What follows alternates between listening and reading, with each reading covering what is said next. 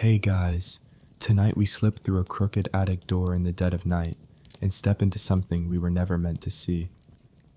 The blood candle is already burning. In this room, new members swore loyalty with cut palms dripping wax and whispered vows.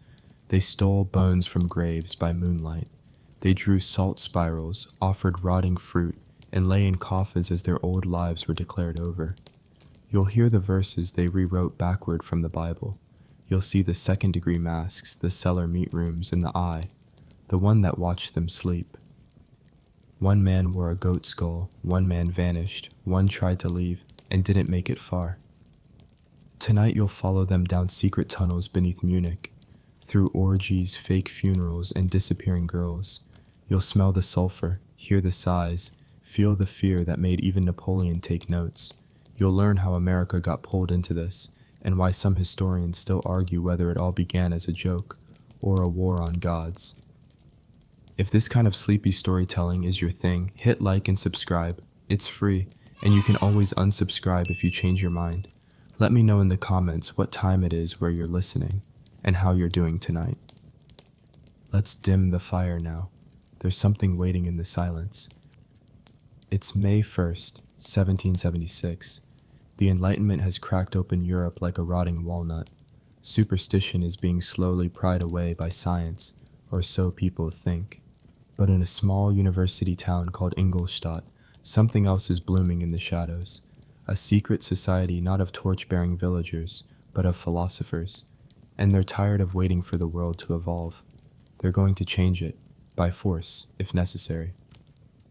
The candles are blood red, not dyed, not store-bought, real blood, boiled with tallow. Human? No one asks. Asking ruins the aesthetic. The first ritual of the Illuminati wasn't written in dusty Latin. It was whispered, amended, scrawled in wine-stained German, and finally burned into memory by repetition. The blood candle oath wasn't metaphorical. It was literal. Every new member had to kneel before an altar bearing a single candle made of blood and wax, surrounded by a triangle of iron keys. Then came the cut, small, ceremonial, usually the palm. You'd press your bleeding hand to the candle, letting your blood mix with the original wax. That's how they bound you in, not with law, with body. You're told to speak only one sentence. I renounce the chains of kings and gods. You say it once, you say it again.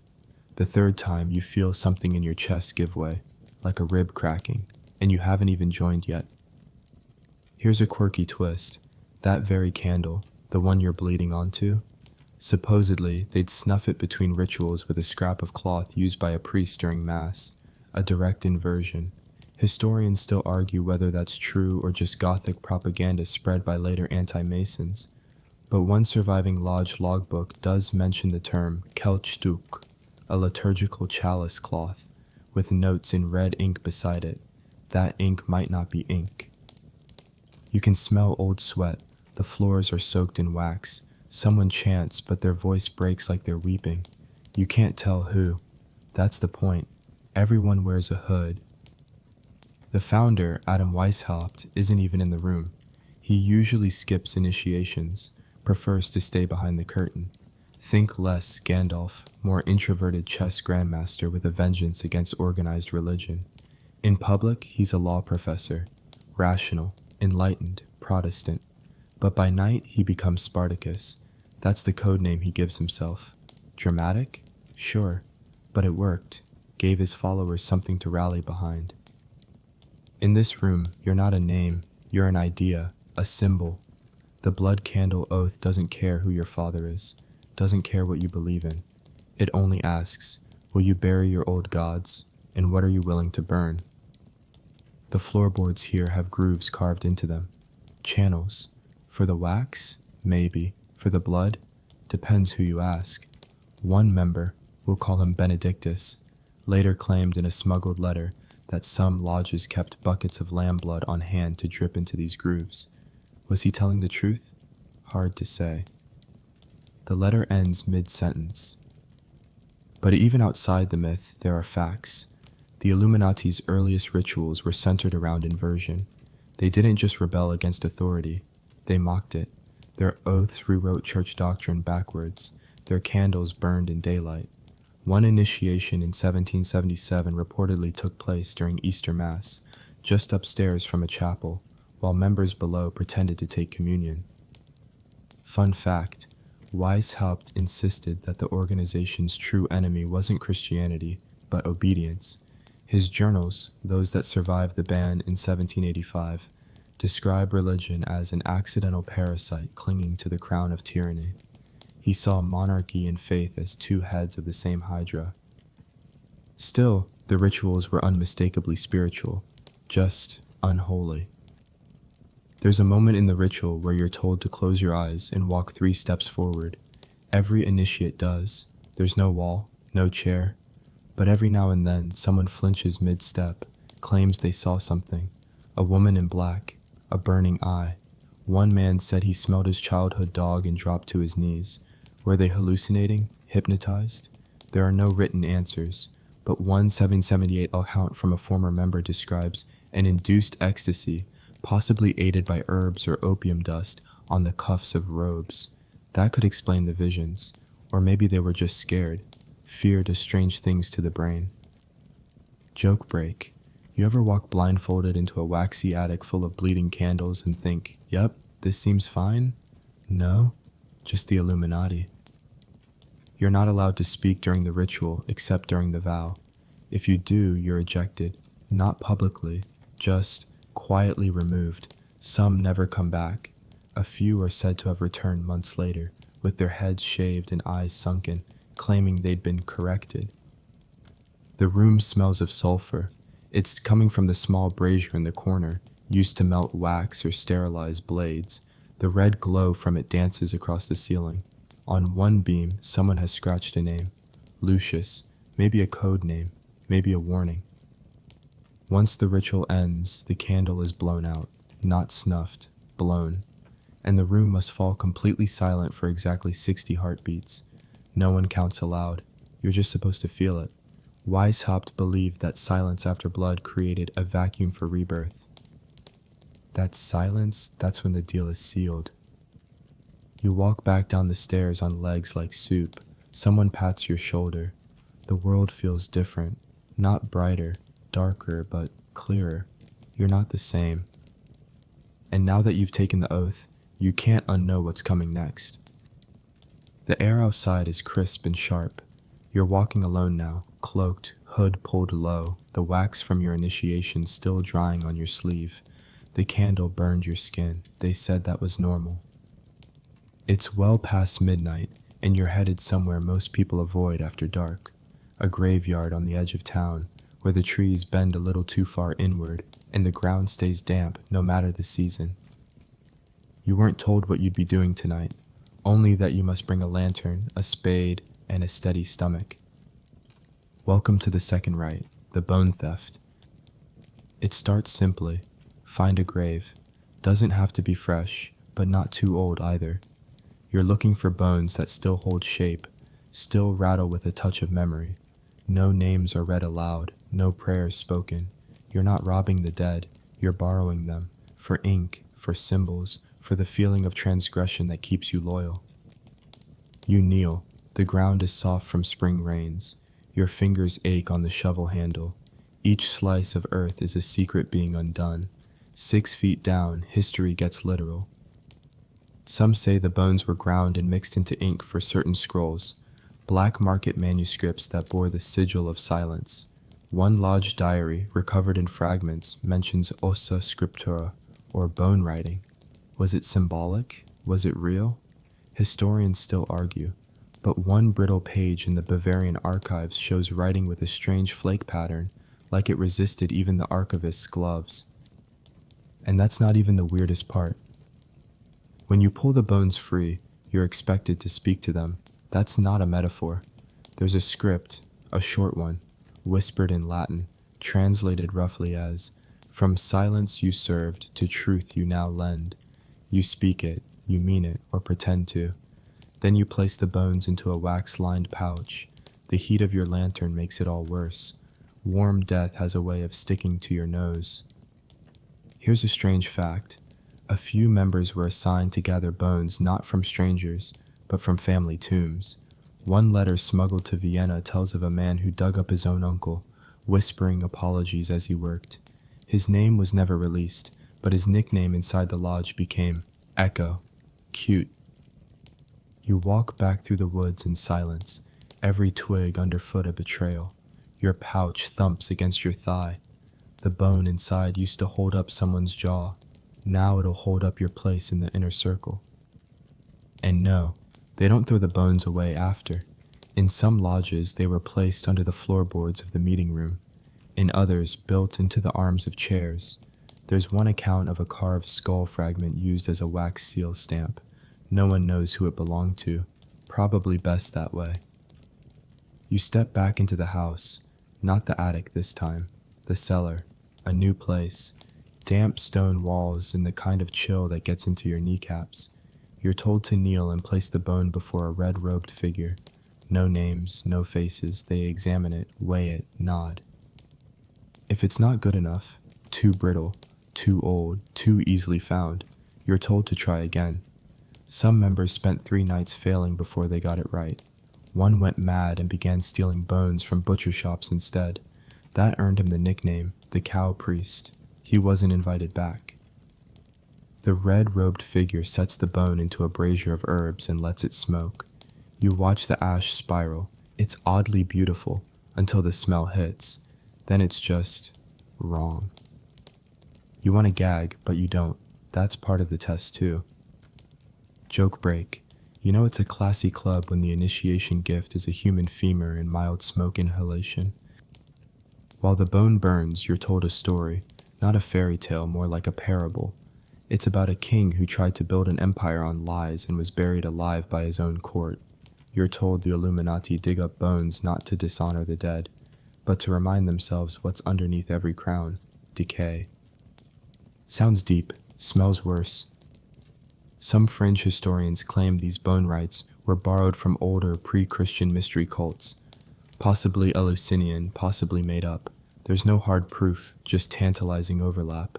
One symbol, a hand holding a femur, appears in both an Illuminati margin doodle and on a temple wall in Sicily. Coincidence? Maybe. Or maybe secrets like to echo. Once the ritual ends, the ashes are gathered into a small pouch and placed on a shelf alongside others.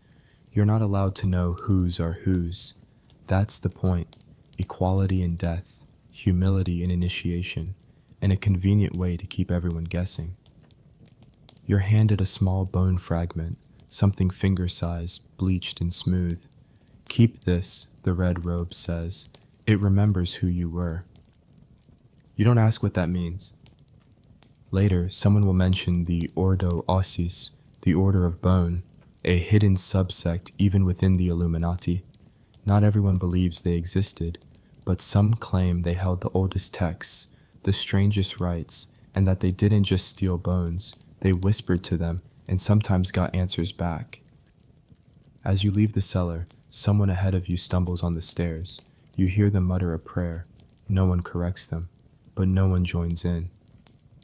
The sky is starting to lighten. Your clothes are stained, your hands smell like salt and something older than dirt. You don't feel different, not yet. But the night does. It hums behind you like a secret still listening. You're told to skip sleep. That's not a suggestion. It's part of the next phase. You're not to eat either, at least not anything sweet or warm, just water and something fermented. Sour. Dead. They say it prepares the blood. For what, they don't say. You arrive at the lodge house at dusk the next evening. This one is in the woods, low to the ground like it's hiding. The windows are smeared with something oily. You can't tell what. Inside it smells like salt, rot, and fruit left too long on a priest's doorstep. There's a circle drawn on the floor in grayish chalk. You swear it's moving slightly, just enough to unsettle your eyes. This is the salt spiral. Tonight's ritual has no name, but it involves offerings, rotting food, veils, and silence. You're handed a basket. Inside, one black fig, half rotted, a split onion, a wedge of hard cheese gone slick at the edges, and a crust of bread that smells like old books. These are your offerings. Every initiate makes their own small pile within the spiral. Then you kneel in front of it. The veil goes on, thin black fabric draped over your head. It smells like incense and mildew. You are instructed not to move, not even if something brushes your hand, especially if something brushes your hand. This ritual isn't about fear, it's about disgust. You're made to kneel there for an hour, maybe 2. The fruit goes from unpleasant to unbearable. Your stomach twists, your knees ache. You try to think of something else. Anything, but all you can smell is sour, sugar-rot death, the kind flies dream about. Historical note: this offering ritual likely evolved from older penitential fasts, but twisted into a full-body sensory ordeal. Records from 1779 describe members vomiting after several hours under the veil. Some fainted. Others claimed hallucinations. One man wrote that he saw his own reflection in the onion skin, and it smiled back. That man was never seen again. His veil was found folded neatly beside the circle the next morning. Some fringe researchers believe this ritual was designed to induce low-level trance states, combine hunger, sleep deprivation, and putrid stimuli. Your brain gets bendy fast. Modern psychologists might call it a breakdown. The Illuminati called it unmasking. Here's a quirky footnote. According to one fragmentary letter from a Weishaupt follower, the bread offering had to be crusted with grave dirt. That's right, fresh earth from an actual graveyard, sprinkled onto stale rye. Supposedly symbolic of enlightenment growing from decay, supposedly. Historians still argue whether that detail was real or just spicy lodge gossip.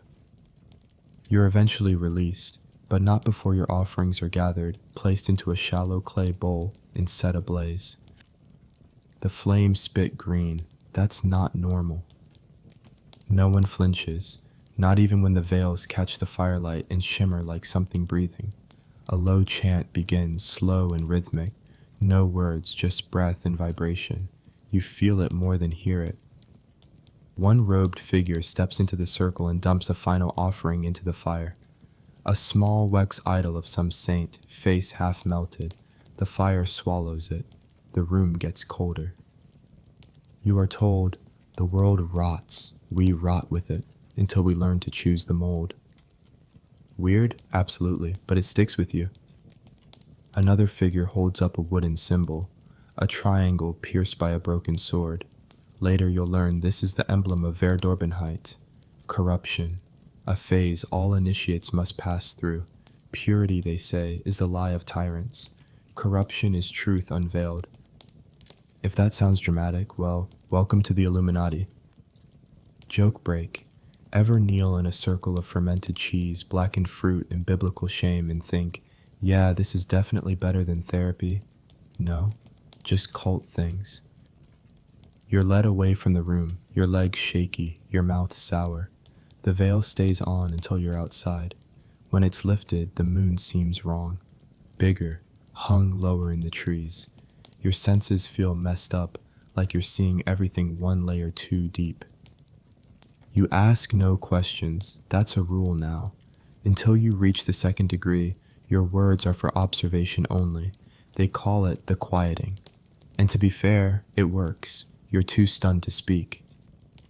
You lie awake that night in a lodge bunk, not a bed, just a wide wooden shelf lined with hay and one thin cloth. Around you, other initiates are silent. No talking, not even eye contact.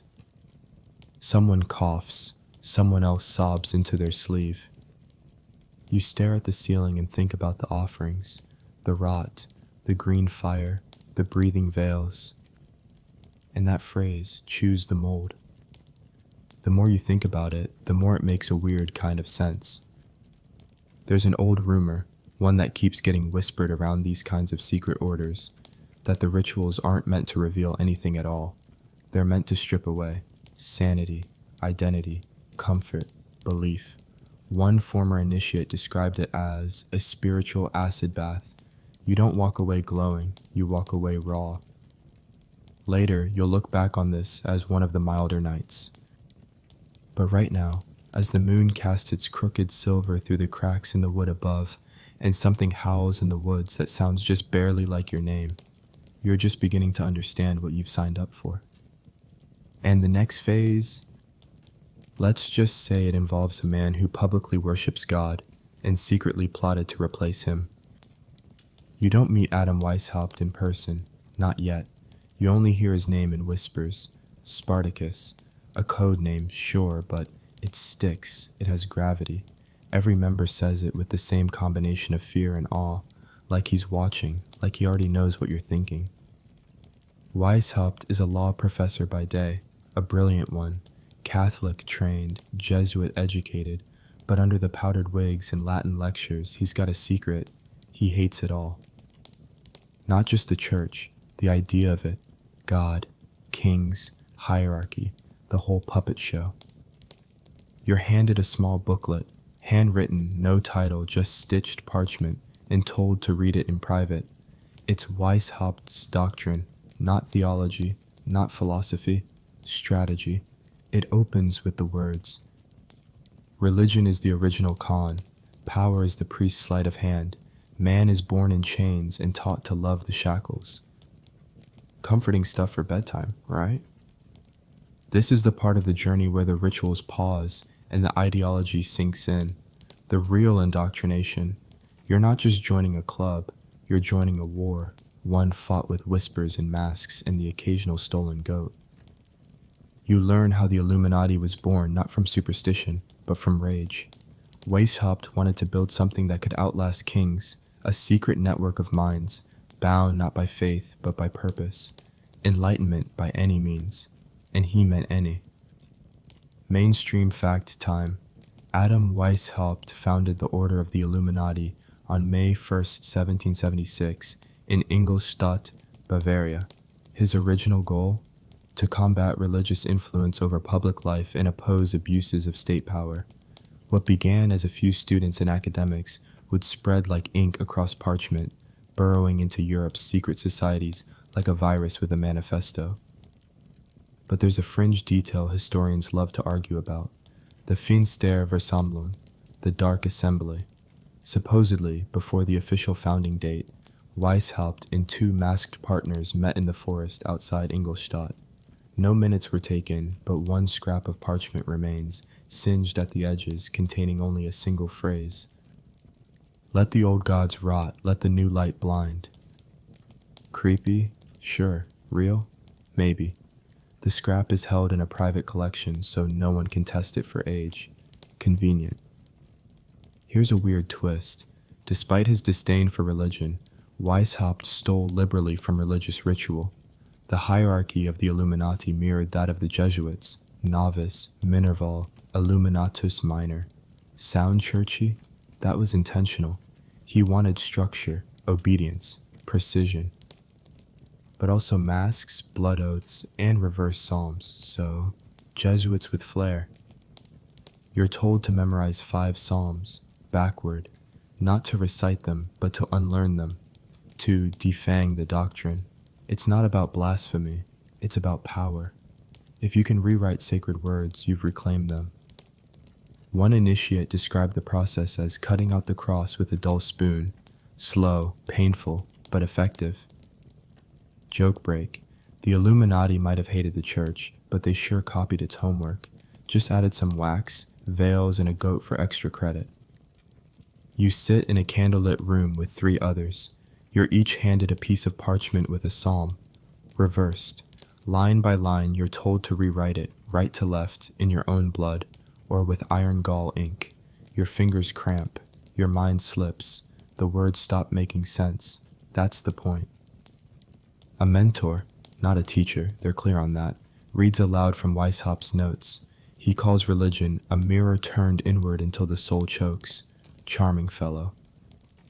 Then comes the uncomfortable part. You're asked to write your own anti-sermon, something deeply personal, a renunciation. It could be about anything, your upbringing, your school, your God, but it has to be honest. You're told they'll never read it. Spoiler, they definitely read it.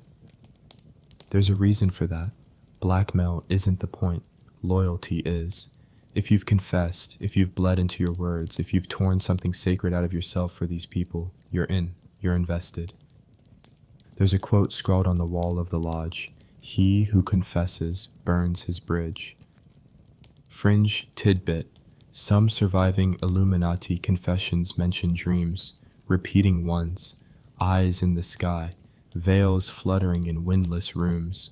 One even described a man with no face who stood in the corner during his initiation. Hallucination? Sleep deprivation? Or was it part of the test?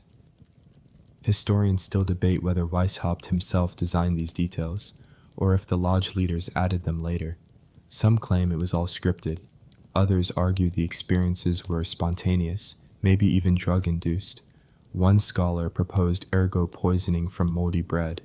Another simply shrugged and said, "Sounds like Bavaria."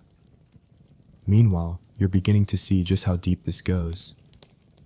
You're told that truth is a lie wrapped in poetry, that reality is a mask worn by the powerful, that kings are born, but tyrants are made, and they're always made in churches and schools. Weishaupt didn't want to destroy the church. He wanted to hollow it out, replace it, keep the robes, keep the rituals, just swap the God. By the end of the night, you're asked a single question: would you give up paradise to change the world? You don't answer right away. No one does. That's part of the process. Eventually, you nod. The mentor says nothing, just snuffs the candle with 2 fingers, his, not yours, and leaves the room. You sit in the dark for another hour, or maybe more. You lose track. When you finally stand, the candle leaves a red circle in your vision. And just for a second, it looks like an eye. You wake up sweating. Not because it's hot, the room is freezing, but because you dreamed of being watched, not metaphorically. Something hovered above you, a glowing shape, an eye pulsing faintly. It didn't blink, it didn't move, but it knew you were awake. And when you did wake up, your candle had gone out. Coincidence? Probably, maybe. But when you mention it quietly to the initiate next to you, he stiffens, then whispers, "You saw it too?" You're not supposed to talk about the eye, not yet. It's part of a later ritual, the one you haven't reached, the one they don't describe, but everyone has heard about it. Some say it appears only to the most faithful. Others say it's a trick, some mixture of smoke, mirrors, and mind games. Historians still argue whether it was optical illusion or some blend of early hypnotism and suggestion. But the stories are consistent. A floating eye, red or white, watching silently from above. It appears during the deepest parts of initiation, or, for some, in dreams days later. No one knows exactly when, or how. Here's a mainstream fact. The all-seeing eye wasn't originally a Masonic symbol. It predates the Illuminati and appears in Christian iconography as the Eye of Providence. But Weishaupt twisted it. His version wasn't a divine protector. It was an enforcer, a judge, a burning memory that never let you go. In the lodge, the symbol is everywhere. Drawn above doors, carved into stone, even scratched onto candle holders. You start noticing it all the time. On your sleeve, in the burn pattern on the table, in the condensation on a wine glass. The eye is watching, even when it's not there. Fringe tidbit: some claim the eye was more than symbolic. One One account from a disillusioned member describes being locked in a dark room during initiation, while a mechanical device was cranked above, some kind of rotating lens or mirror system that projected a flickering eye onto the ceiling using lantern light. Early proto-holography? Possibly. Others claim it was simpler. A painted disc spun slowly with wires and firelight. Still eerie. But the effect was real. People saw things. Tonight's ritual takes place not in the attic, but in a hidden chamber behind the lodge library. You're led down a narrow corridor lit only by wall sconces and the flickering glint of silver nails in the wood. Someone ahead of you hums, off-key. Your guide says nothing. You reach a thick iron door. It swings open on its own. No one touches it. Inside is a single chair. The chair faces a small mirror. You're told to sit and stare. No instructions, no chance, just silence. You stare. Your own reflection looks wrong, tilted maybe or delayed. You blink, and it doesn't. You lean forward, and it leans back. You're either very tired or very not alone. You sit there for hours. No one returns. The candle burns lower. Your eyes blur. And then, just for a heartbeat, the reflection blinks out of rhythm. And you feel it, something behind you, watching, not your reflection, something else. You don't turn around, you don't breathe. The feeling fades, but the memory, that stays.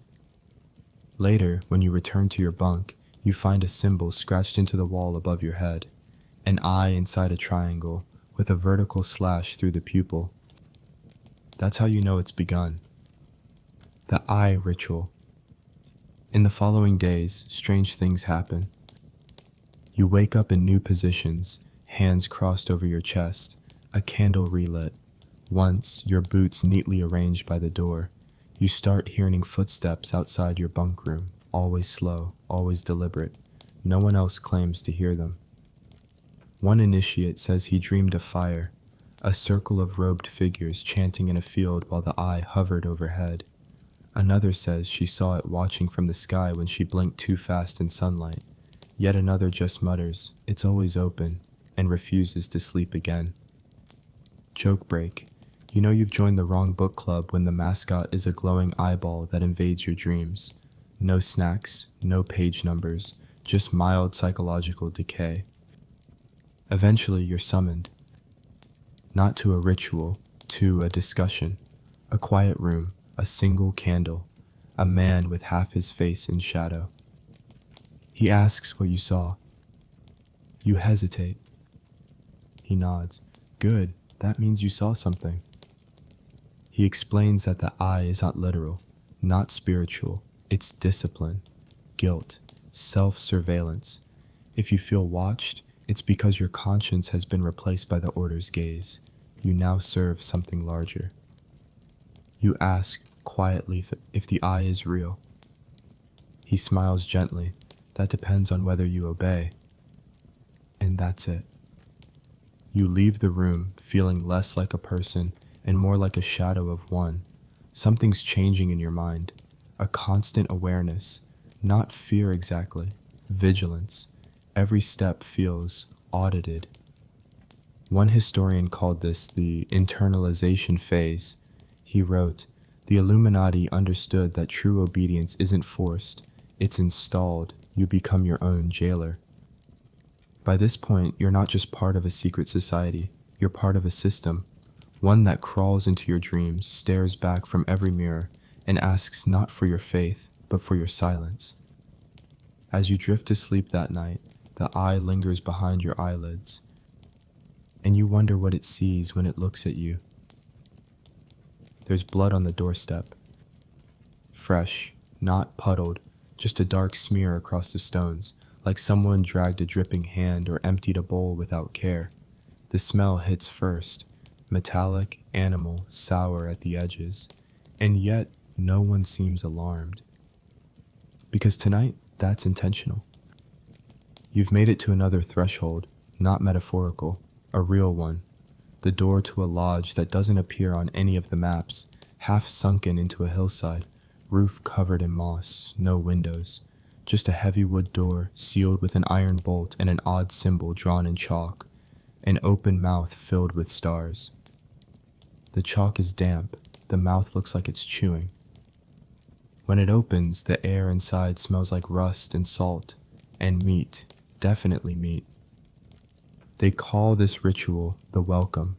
It involves animal blood, symbols painted in haste, and a room no initiate forgets. The entryway is dim, lit by low lanterns that give off more smoke than light. Along the stone walls, sigils are drawn in reddish ink, or at least, you hope it's ink. You step carefully, trying not to smudge anything. Not that it matters. There's already a trail, a deliberate one, of dried blood leading deeper inside. No one bothers to clean it. That's part of the point. The symbols, They're protection wards, or reverse ones. Some say they warded truth out, others say they invited in. Mainstream historical note: several known Illuminati meeting locations in Bavaria, especially in the Ingolstadt and Eichstätt regions, were found after the society's suppression to contain elaborate sigils carved into floorboards and cellar walls, often accompanied by wax residue, bone fragments, and animal blood. Authorities in the 1780s assumed it was satanic. Weishaupt, of course, claimed it was all metaphor. You take another step forward and feel something soft squish beneath your foot. It's a feather. A whole bird's wing, actually, still warm. You're not the only one here. Others shuffle behind you. The silence is intense, broken only by the sound of dripping. Somewhere deep inside, water, or something thicker, leaks slowly. The blood trails toward the center of the chamber. There's a small altar made of stone, low to the ground. Atop it, a bowl, bronze, darkened with age and filled with blood. And floating in the bowl, a strip of cloth, white with gold thread, a priest's stole. They don't explain. But you already know what this is. They tell you, place your hand in the bowl. You hesitate. Everyone does. That's expected. It's not just blood, it's consecrated. Reverse consecrated, to be specific, taken from animals killed during mock benedictions. This is a kind of anti-holy water, and it's sticky. You press your fingers into the warmth. It's real. It coats your skin like oil. They say nothing. Just watch. Then, on the wall beside the altar, someone traces a symbol using your wet hand. The moment your fingers lift, another initiate presses their own into the same print. A chain of palm prints, overlapping, half dried, half fresh. Some prints are decades old, maybe older. One small corner of your brain wonders about disease. The rest of you just nods. Fringe tidbit: in some lodges, this ritual included not just animal blood, but fragments of organ meat, usually liver or heart, placed beneath the altar, supposedly to keep it warm. While this sounds like spooky rumor, at least one 19th century report from a former member, recounting third hand, admittedly, claimed to witness such offerings in southern German lodges. Historians still argue if this was a localized offshoot or a core practice. You're handed a candle next. It's red, like the first one. You're told to walk the perimeter of the room 3 times, then stop beneath a marked archway. The arch bears a phrase in Latin: nulla lux sine cruore. No light without blood.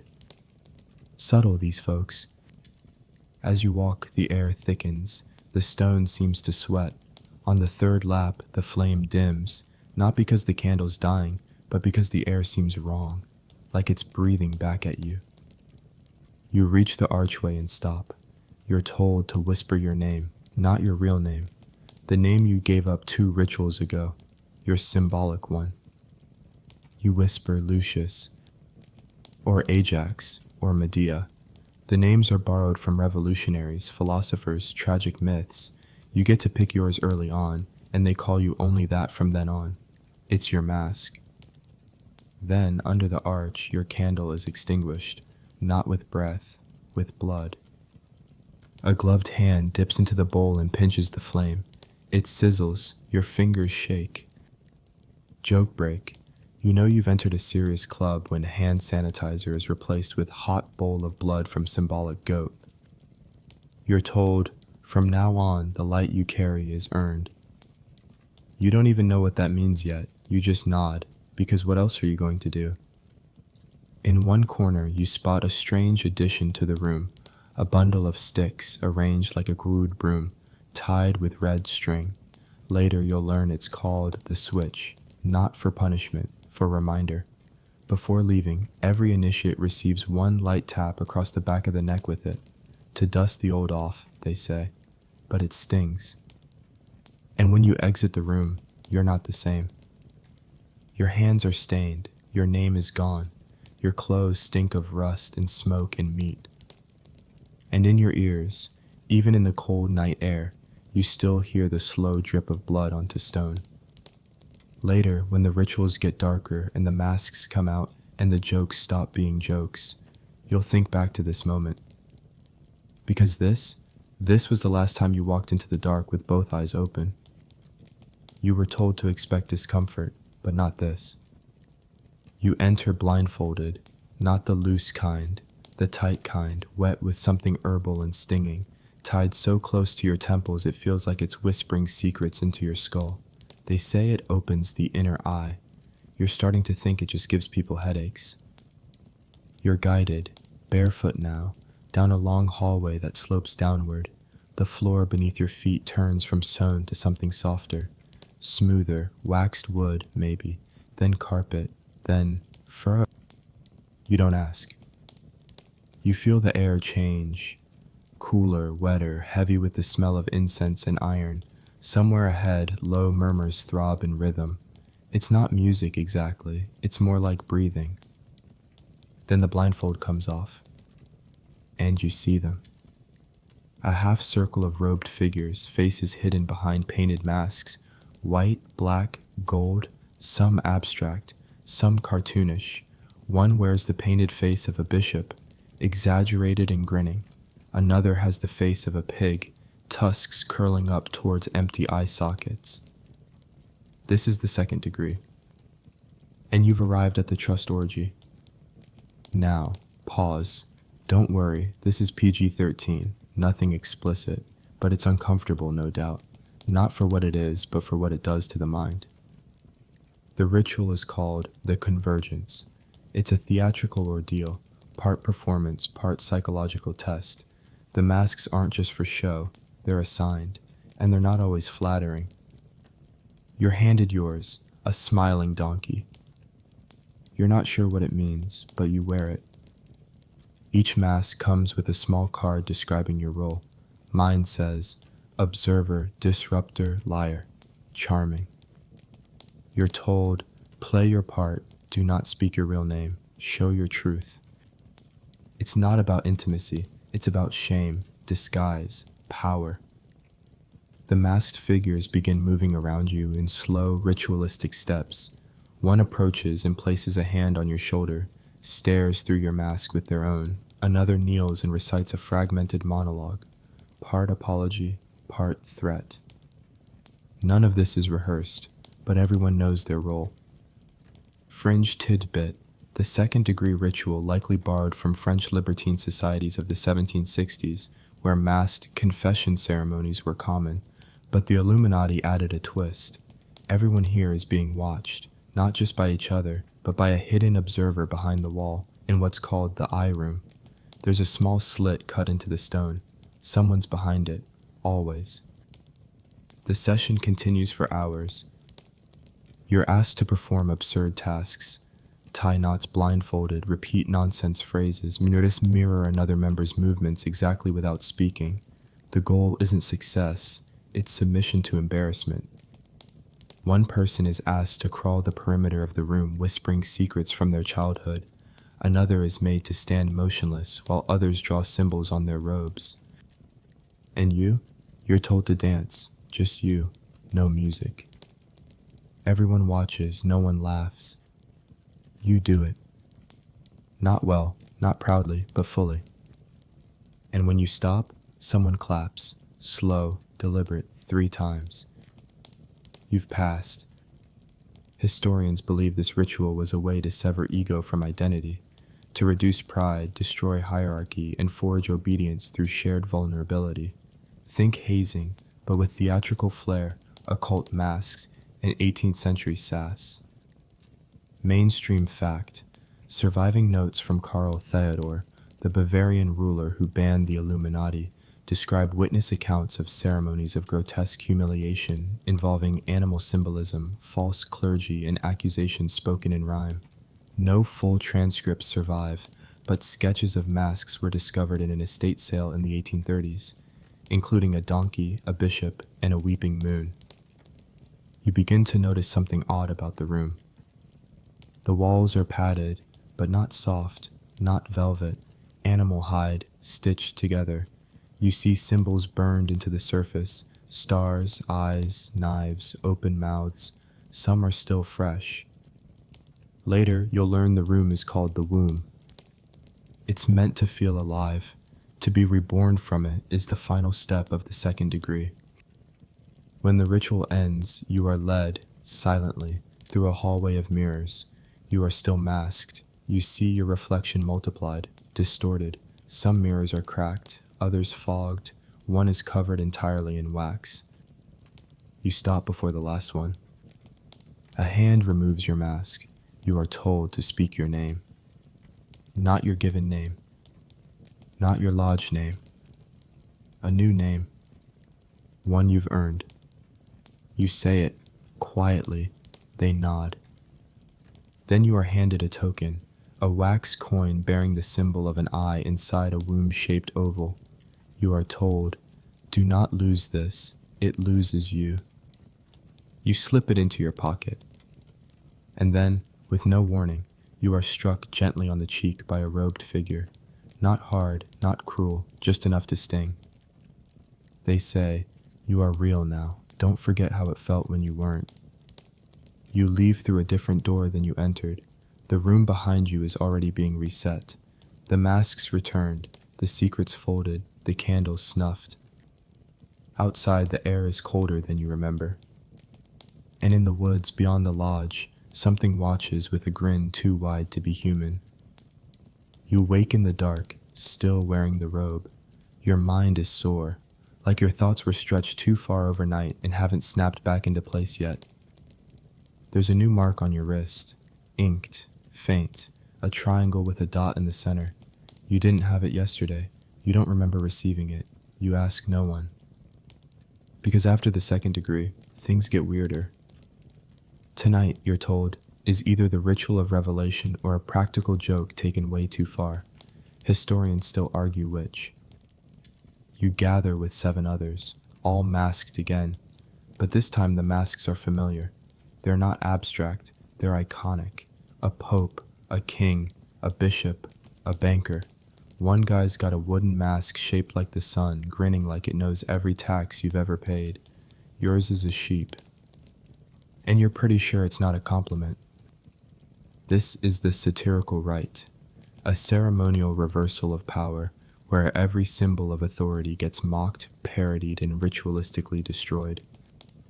You're led into a wide circular chamber with painted banners, crude, scrawled drawings of monarchs with donkey ears and bishops clutching sausages. It looks childish, but under the laughter there's a sharpness, a hatred with teeth. A large table sits at the center, decorated like a feast, but everything is made of wax, bread, meat, fruit, a perfect fake banquet, made to look full and grand but completely hollow. You're told to sit. And then, a performance begins. 3 figures enter, dressed as enlightened fools. They speak in rhyme, parodying scripture. In gold we trust, with goats we dine, truth is dead, now pour the wine. They dance around the table, mock blessing each guest with a feather dipped in vinegar. Then one by one, they hand you props, a fake scepter, a rubber dagger, a crown of wax. You're told to act like a ruler, to speak with absurd authority. You comply. Everyone does, but the absurdity grows darker. One initiate, dressed as a queen, is instructed to declare war on the moon.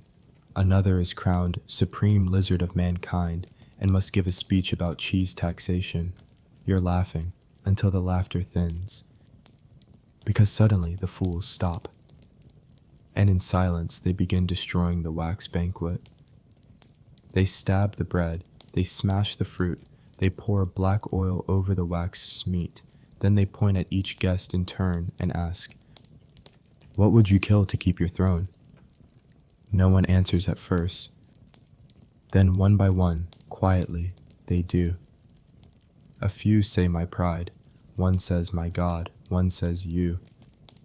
Your turn comes, you hesitate. You say, silence. The room goes still. They nod. Mainstream fact, ritualized mockery has a long tradition in secret societies, including Masonic tableau of the king or Rosicrucian satire plays, but the Illuminati took it further. Weishaupt believed the only way to destroy authority was to ridicule it so completely that obedience became impossible. He called it reverse sanctification. Fringe tidbit: one lodge in Augsburg allegedly used a hollow papier-mâché effigy of the Pope, filled with spoiled fish and rotten apples. When struck down during the ritual, it burst. The stench meant to drive out the sacred. Sounds juvenile, but we have records of it. A report from 1783 mentions the effigies cost 8 florins, 6 groschen, plus the cost of cabbage. Yes, cabbage. You can't make this stuff up. Back in your ritual, the room dims. You're handed a candle and led to a wall lined with scrolls, each with a false doctrine. The divine right of kings. The economy is moral. Faith saves without question. You're told to pick one. You do. Then you're asked, burn it or live by it. You burn it. They clap, but it's not applause. It's slow, hollow, measured. Afterward, you're led to a table with a bowl of water and a mirror. You're told to wash your face. When you do, your reflection looks slightly different. Not wrong, just older. Tired. Or maybe you're just noticing yourself for the first time. Joke break. Nothing says fun Saturday night like wax food, Pope masks, and accidental self-realization under torchlight. You're given no new rank, no title, but from this point on, you're trusted with different texts. The kind that weren't supposed to survive. You're handed a worn leather-bound book, no title. The first page reads, "Laugh at their crowns, spit on their pulpits, but beware, become not the tyrant you mock." It's not a warning, it's a reminder. They say this ritual breaks something, the reflex to obey.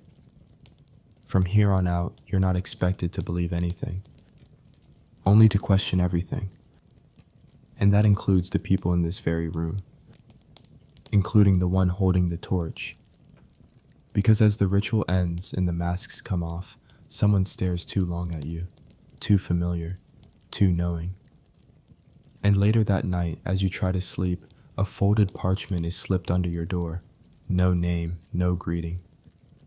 Just 6 words. The goat is watching you now. The firelight flickers like it's being breathed on. You sit cross-legged on the stone floor. Around you, the others murmur, fingers stained with ink. Not blood this time, real ink. Thick, iron-rich, smudged across parchment that smells like mildew and candle soot. Tonight's ritual is quiet. No masks, no chanting, just one task. Rewrite the word of God, but backwards. This is the reversal rite, and yes, it's exactly what it sounds like. You're given 5 psalms, selected by a silent-robed figure known only as the archivist. He never speaks, but he taps the page once, like a judge handing down a sentence. The parchment he gives you is thin and crackling, possibly reused from older scrolls. There are faint marks on it, erased names perhaps. You are told, no illumination without inversion. And so you begin. Line by line, word by word, you copy the sacred text backward, not just letter order, but structure. You unbless the verse, deconstruct the holiness. You're told it's not blasphemy, it's programming. You're not mocking God, you're deleting him. Your fingers cramp, the quill stutters, but you press on. And all the while you feel eyes on you. Not the eyes, not this time. These are human. From behind a screen of dark silk, the higher members watch. They're here to see if you make mistakes. If you hesitate too long on a verse about mercy or forgiveness. If you falter on words like light or shepherd or eternity. Mainstream fact. It's documented that Weishaupt required advanced members of the Illuminati to memorize altered scripture, not as parody, but as mental conditioning. The idea was that by reversing sacred rhythms, you'd weaken their unconscious hold. Several recovered texts from the Sensities contain verses like, "Yea, though I walk, The light behind me fades. I shall not return. Haunting stuff. Fringe tidbit. One rare document in the Dutch National Library contains a psalm of rot, believed to be a wholly invented reversal composed by a rogue lodge. It ends with the line, "The lamb is lost, the wolf is fed, amen backward." Historians debate its authenticity, or whether it was just some Enlightenment goth trying to impress his diary. You pause to shake out your hand. The room is silent, just the scratch of quills and the occasional cough. There's a smell in the air, burnt parchment. Somewhere nearby, someone's already made a mistake. When it's your turn to submit your work, the archivist inspects it closely. He says nothing. Then, from a box beside him, he takes a small iron key and presses it into your palm. No explanation, just cold metal. Later, someone tells you, that key fits no door. It opens your will. You'd roll your eyes if you weren't starting to believe them. You're sent to another room. This one's warmer, quieter, a single candle, a single book. It's a Bible, but all the pages are blank. You're told, now write what you believe. You sit there for hours, staring at emptiness, ink drying on your fingers, and when you finally write something, anything, it doesn't matter what it is. Because you've been changed already. The real purpose wasn't the reversal, it was the emptiness after. It's the moment when doctrine has been stripped away and you have nothing left but your own voice. And for most people, that voice is quiet. One initiate wrote only 4 words, "I don't know anything." Another covered the page in circles and eyes. You write something too. You don't even remember what. But as soon as your quill lifts, the candle snuffs itself out. No breeze, no sound. Just gone. Joke break. You know you're in too deep when even the candle gives up on your theology. You're led back upstairs, into a new hallway this time, one lined with narrow shelves full of strange books. No titles, just symbols, a wolf, a sun, a hand clutching a key. You're told this is the Library of Reversal, a private archive of unholy texts, anti-sermons, and scribbled treatises from members long dead. The pages whisper as you walk past, or maybe that's just your imagination. One volume catches your eye, bound in pale leather. The symbol on the spine is your own, the triangle with the dot. You reach for it, but your guide stops you. Not yet, they say. That's when it clicks. Someone else wrote that book, with your symbol, before you were born, before you were you. Historians still debate whether the Illuminati believed in reincarnation or symbolic lineage, but many lodges assigned repeating symbols to new initiates. Inherited, not chosen. A lineage of thought, of silence, of rebellion. You carry that with you now. As you leave the library, your guide presses something into your hand. A sliver of mirror. You look down at it. Just your eye. Staring back. You're not told what's happening. You're just handed a note. Dress in black, bring no candle. It's not signed. You arrive at the lodge at dusk, but you're taken around the back. No torchlight, no bells, just one cold iron door that creaks open slowly, revealing nothing. Pitch black. No voices. A hand guides you forward, gently but with no room for doubt. You're led through what feels like a narrow tunnel. Your shoulder brushes brick. You hear trickling water. The air gets colder with each step. Your feet touch stone. Then something softer. Rope? Hay? No. Carpeted wood. Then you're stopped. A low voice, masked, not distorted, and says simply, "Lie down." You hesitate, then obey. And you realize it's a coffin. This is the ritual known only as the departure. A symbolic death, yes, but one taken very seriously. This isn't play acting, this is grief rehearsal. The lid isn't nailed shut, but it might as well be. The moment it's lowered over you, the air goes still. The silence becomes pressure. And then the voice again, just above. You are dead now. Your name has rotted. Your light has faded. Your chains are broken. Do not call for rescue. There is none.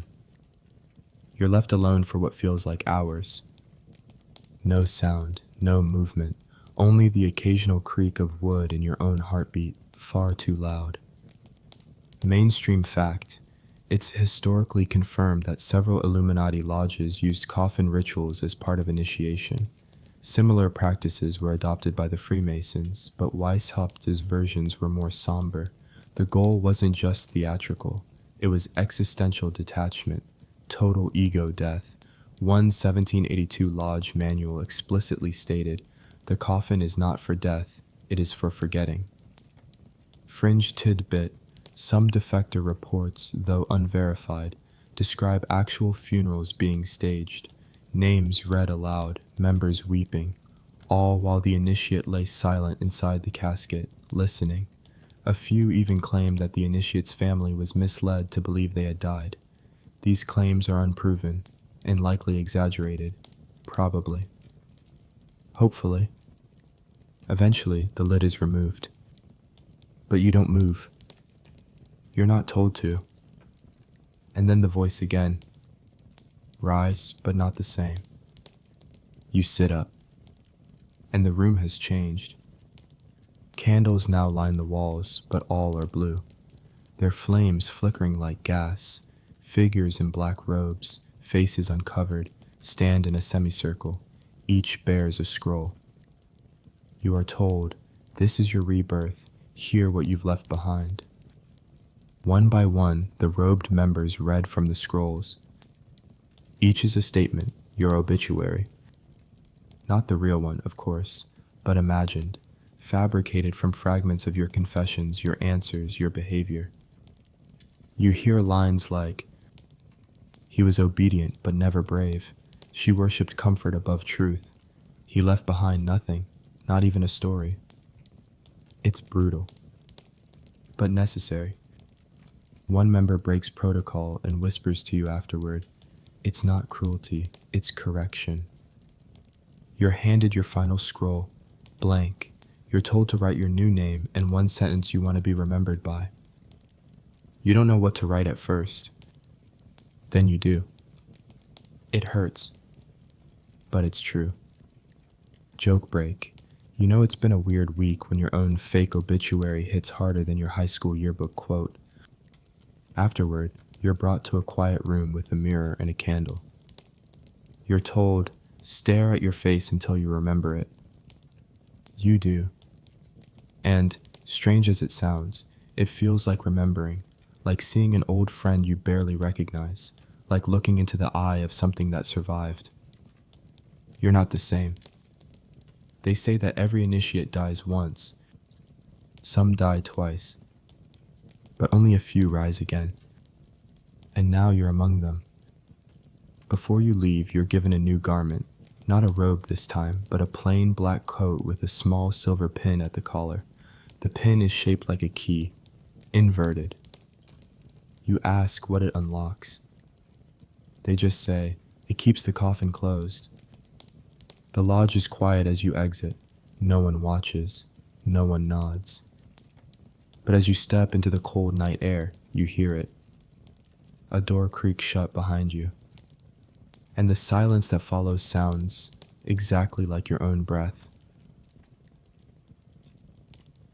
They never tell you about the girls. You only hear whispers, names carved into the walls of lower chambers, Elise, Marta, Ilsa.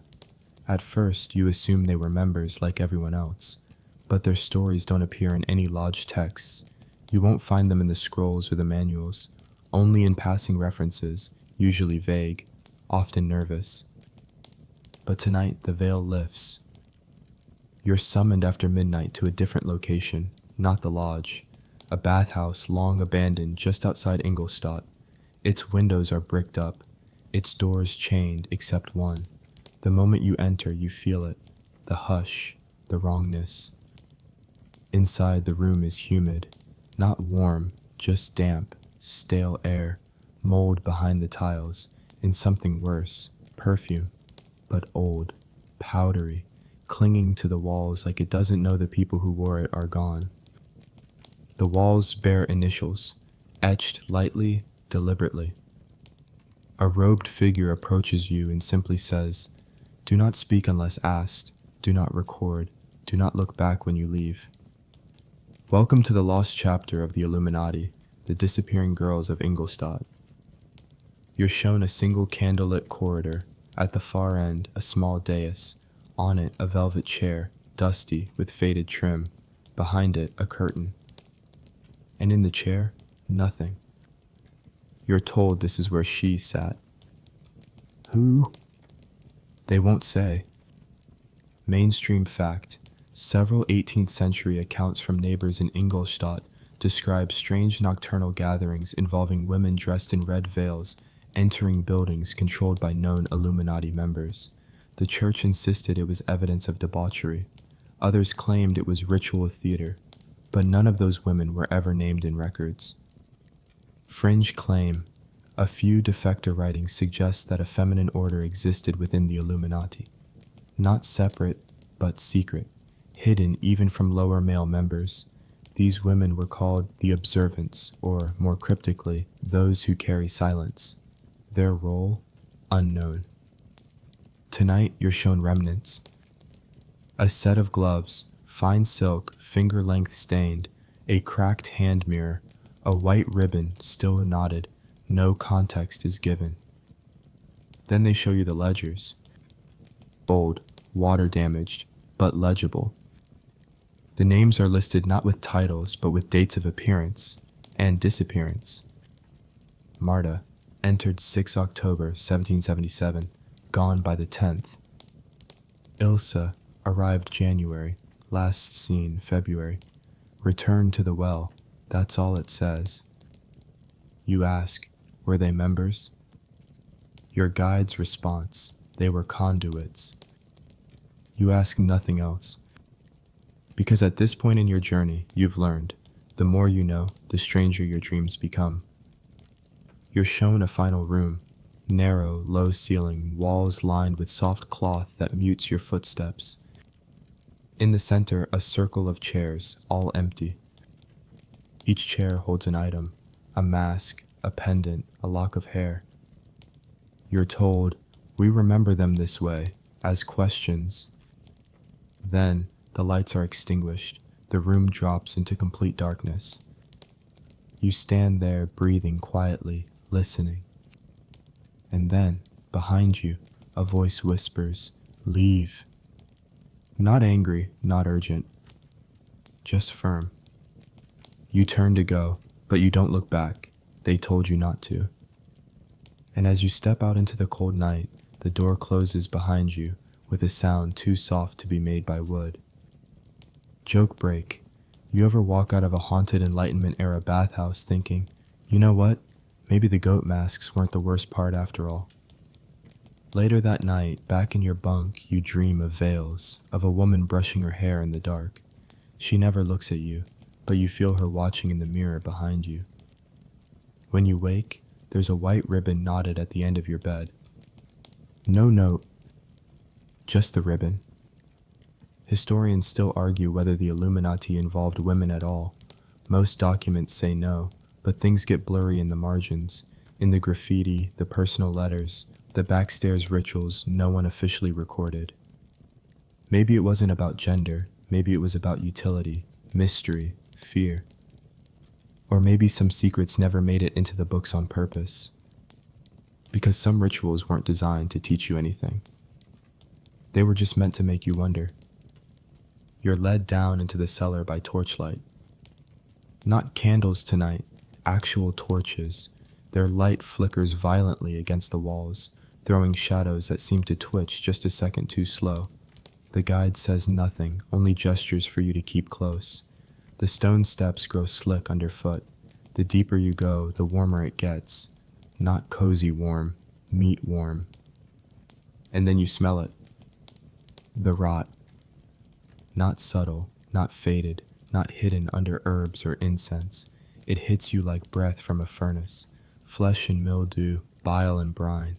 Your stomach flips. You're not alone. Someone behind you gags quietly. No one speaks. You've reached what's known, unofficially, as the meat room. It was never mentioned in your materials, not in your scrolls, not in the rituals. This is invitation only. The door is wood, cracked and stained. A symbol is carved into it, 2 hands tied together at the wrist, upside down. Below it, a small nail. Fresh blood speckles the floor beneath. They unlock it. The hinges shriek. Inside is a space no bigger than a pantry, but every surface is used. Meat hangs from the ceiling. Animal, presumably. Shapes too warped to tell. A deer's leg, a pig's head. One bundle is entirely wrapped in linen, with only the toes sticking out. Too small to be livestock. You don't ask. Because you've learned by now that some questions are tests. Mainstream fact. After the suppression of the Illuminati, when Bavarian police raided certain lodge basements in 1786, they discovered preserved animal parts, specifically goat and lamb organs, alongside occult paraphernalia. Official records describe the sites as ritual chambers of severe theological inversion. Weishaupt later denied all of it, but he wasn't living in those basements. Fringe tidbit. A letter from a defector in 1784 addressed to a magistrate in Regensburg includes this line: "The room of flesh humbles the spirit, for it is where God's creatures return to silence." It's the only written record referencing the so-called meat room by name. In the center of the space is a small stone altar, nothing ornate, just a slab stained and grooved. Beneath it, a trench. You don't want to guess what it's for. A robed figure enters behind you and hands you a blade. It's not ceremonial. It's a kitchen knife, dull. You're told to choose a piece of meat from the hanging hooks, then to place it on the slab, then to carve something into it.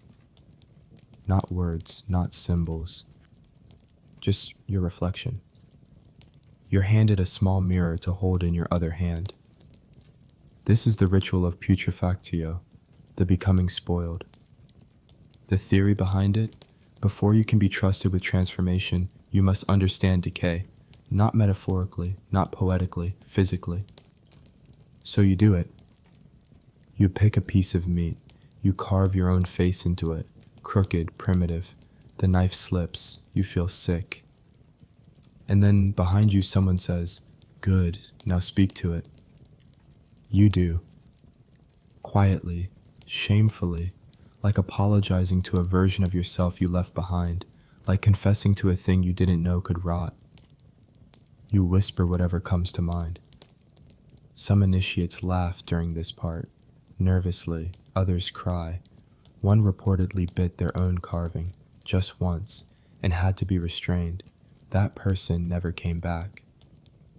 You're not told what happens to the meat afterward. Some say it's buried beneath the lodge. Others say it's burned, but most agree that some of it stays. You exit the chamber feeling like something clung to you, not physically, spiritually, like some old smell got inside your lungs and changed your blood pressure. Joke break. You ever try to carve your own face into a pork loin at 1 a.m. by torchlight while the man in a red robe judges you silently? No, just Illuminati things. The ritual ends in silence. You're told nothing, no congratulations, no tokens, just dismissed. But something has shifted. That night, you dream of a room made of meat, walls pulsing, a heart in the ceiling, your own carved face dangling in the doorway, asking to be let back in. You wake with your hands clenched, the smell still on your sleeves. And beneath your bunk, you find a note. What you let rot defines what you protect. No signature, just the same symbol from the meat room door, upside down hands. Historians can't agree on the purpose of this rite. Some think it was invented by a rogue chapter. Others believe it was older, borrowed from pre-Christian fertility cults and reshaped into something darker. But those who underwent it? They all say the same thing. They were never afraid of dying again, just of decaying without meaning. The room smells like smoke and leather, not fresh leather, scorched. You enter and a hood is pulled over your head immediately. You try to count steps as you're led forward. 1, 2, 3, 6. Then a turn. You've stopped trusting your senses in here. Nothing follows logic anymore. They call this the branding rite. But not every lodge used heat. Some used names instead. This is where you're given your final identity, the one the order will remember, the one that binds you forever. It's not chosen, it's assigned. You kneel and someone whispers in your ear, "From this moment forward, you are Brutus." You flinch, you weren't expecting that name. A traitor, a revolutionary, a dagger in the dark. Everyone gets one. Spartacus, Medea, Prometheus, Ajax, all chosen from a pool of mythology, betrayal, rebellion, or martyrdom. It's not flattery, it's prophecy. And with the name comes the mark. Mainstream fact: historical documents recovered during the suppression of the Illuminati confirm the use of code names for all mid to high level members. Weishaupt was Spartacus, lawyer Anton von Massenhausen was Ajax, and the astronomer Bode was Athanasius. These names were used in internal communication, ciphered letters, and ceremonial documents, each picked to reflect the character or fate of the initiate. Fringe tidbit: one set of recovered notes from a Munich lodge refers to a Brutus who reportedly underwent a marking ceremony, though it doesn't specify whether it was ink, scar, or burn. The word chronicles is underlined repeatedly beside his name. Back in your ritual, a tray is placed before you. On it, a heated brass rod, forked at the end, shaped like a trident or perhaps the Greek letter psi. You're told to roll up your sleeve. You obey. The burn isn't deep, it's more of a singe, enough to welt, enough to leave a mark, enough that you'll feel it every time you flex your arm for the next 3 weeks. Some lodges used branding, others used ink, blood, or wax tattoos, temporary but ceremonial. Some claim the mark was invisible, seen only by those who serve. Tonight you're branded.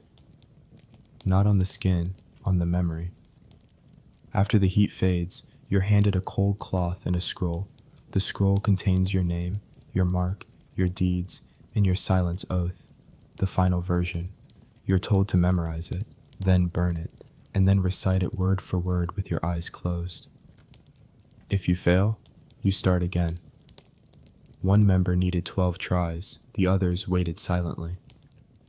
You get it in 3. You're told you are now invisible. If you speak of what you are, we forget you existed. If you vanish, you are not pursued. If you betray us, you will wish to be. They say it gently, no threat in the voice, just the tone of absolute certainty. You nod. But there's one more thing, something stranger. In the far wall of the chamber, a curtain is drawn aside to reveal a mirror. You've seen mirrors before, sure, but this one is wide, old, gilded frame, and etched in the glass are dozens, maybe hundreds of names, some faded, some scratched out. One, faintly visible, says Brutus. You're told to stand in front of it and repeat the phrase. I reflect nothing now. 3 times. You do. Then someone from behind taps the glass, and the lights go out. Just for a second. When they come back, your reflection is gone. Not erased, just missing. You see the room, you see the mirror, but the space where you should be, empty. A trick probably, but effective. Joke break. Nothing screams well-adjusted secret society like a disappearing reflection in a group hug you didn't consent to. They pull the hood back over your head and guide you out. No celebration, no congratulations. Just a whisper, your old self is gone, do not mourn him. You return to your bunk in silence. No one looks at you, but you feel different. Not proud, not afraid, just gone. Later that night, you check your reflection in your own mirror. It's there, you look normal. But the mark on your wrist glows slightly under candlelight, only when no one else is around. And beside your bed, a folded parchment has been placed. It reads, "You are Brutus now, make it count." The goat waits. You heard the stories long before tonight, in half-joking whispers, in offhand warnings. Watch out for the goat. They always said it with a smirk, like it was a joke, a running gag, a weird tradition that meant nothing. But when you're summoned after midnight and led to the lowest chamber of the lodge, the one carved directly into the bedrock, no one's smiling. This is the goat rite, the one everyone dreads, the one that, according to rumor, someone failed once and never came back up.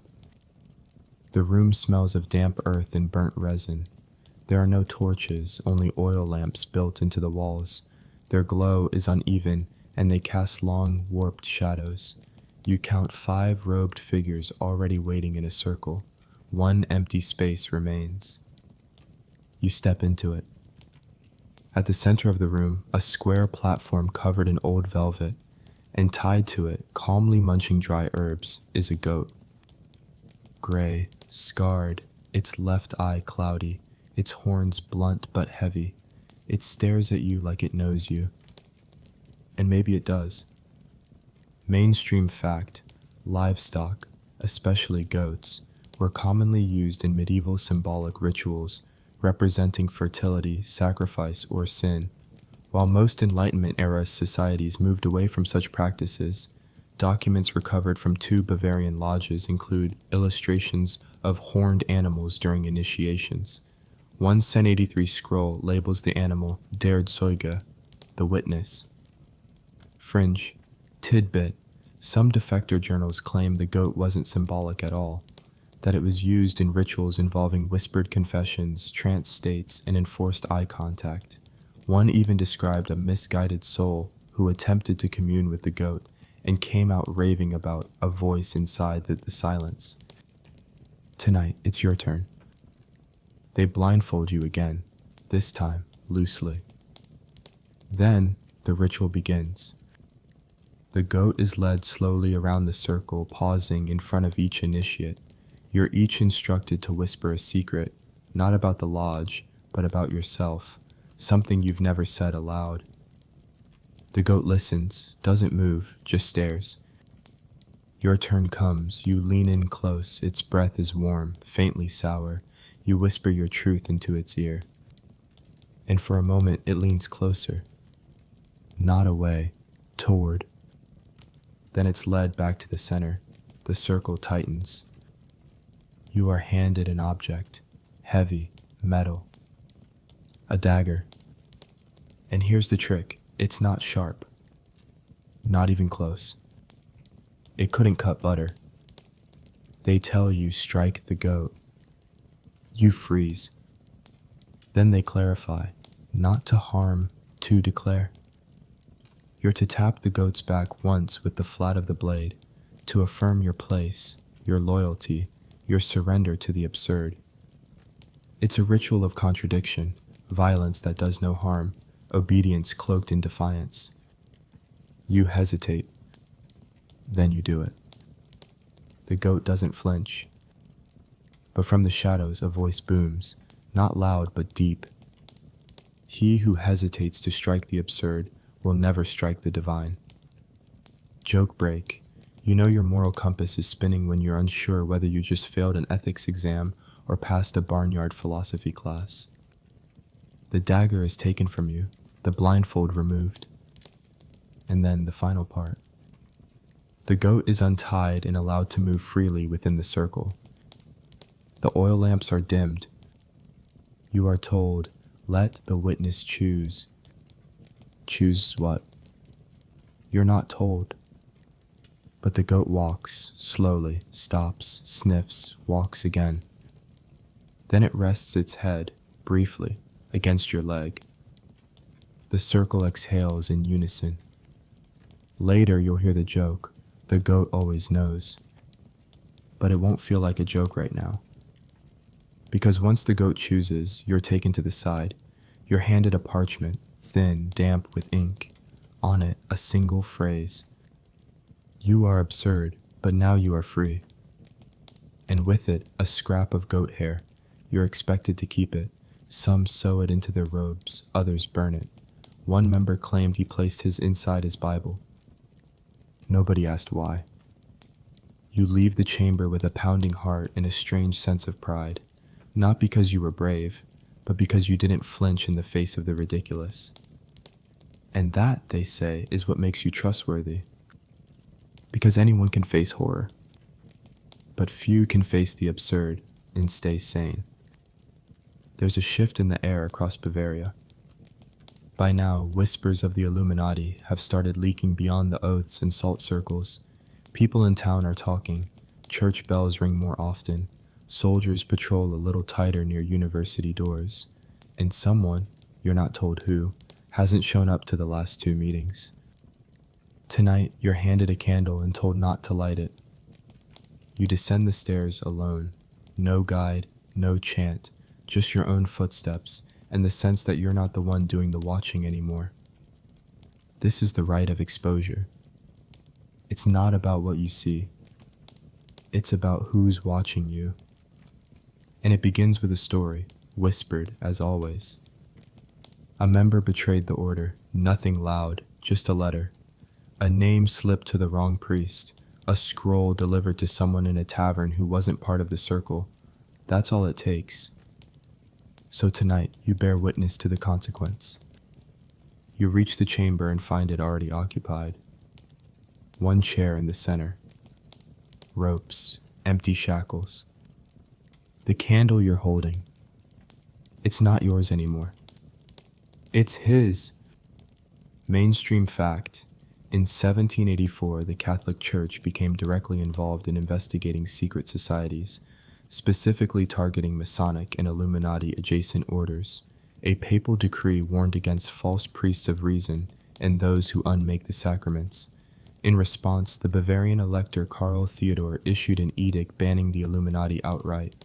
Some members vanished, others were publicly exposed, but a few were never accounted for.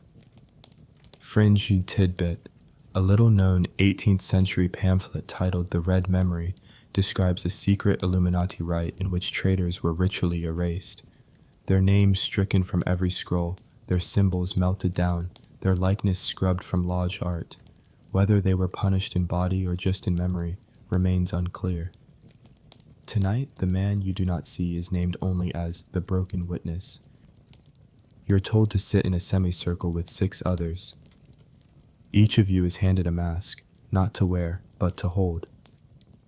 Your task? To vote. Not on guilt, that's already established, but on memory. You must choose whether the traitor is to be remembered or erased. If remembered, his sins stay within the order. If erased, his name is lost forever, even the good he did before. You are given a stone. Place it in the left urn to remember. Place it in the right urn to erase. No one speaks. You drop your stone. The sound it makes echoes longer than it should. Once the votes are cast, the urns are lifted, the stones counted in silence. Tonight, the right urn is heavier. Erased. A scroll is brought in, a real one, aged and fraying, and burned in a brazier in front of the empty chair. Someone reads the erased man's name aloud once, just once. Then never again. And then the lights dim. Now comes the uncomfortable part. A figure enters wearing a half mask, the top half only. His mouth is exposed, he says nothing. This is the part of the ritual where someone plays the role of the traitor, not to insult him, to contain him, to absorb the memory. One person carries it forward, silently, for a year. It's considered a burden of honor. Tonight, it's you. You're not asked, you're chosen. They place the half mask on your face. You're told, you are the shadow now, you carry the echo. You're instructed to speak nothing of it, not even in dream journals, which some members keep. Your robe is marked with a faint gray slash. Not black, not red. Gray. The color of absence. Joke break. You joined for the torches and candles, stayed for the trauma and shadow cosplay. They call this rite the mercy of erasure, because the worst thing they can do to you is forget you existed. After the ritual, you are given a token, a small ring made of wood. Inside is carved a symbol that no one explains. When you ask, your mentor says only, "It's for closing doors." Later that night, alone, you dream not of the traitor, but of the empty chair. It's occupied now. By you. And when you open your eyes in the dream, you're holding your own burned scroll. The next morning, your bed is cold, and someone has placed a single stone on your pillow, the exact same kind used in the urns. You don't know what that means, but you pocket it anyway, just in case. You're told you're ready.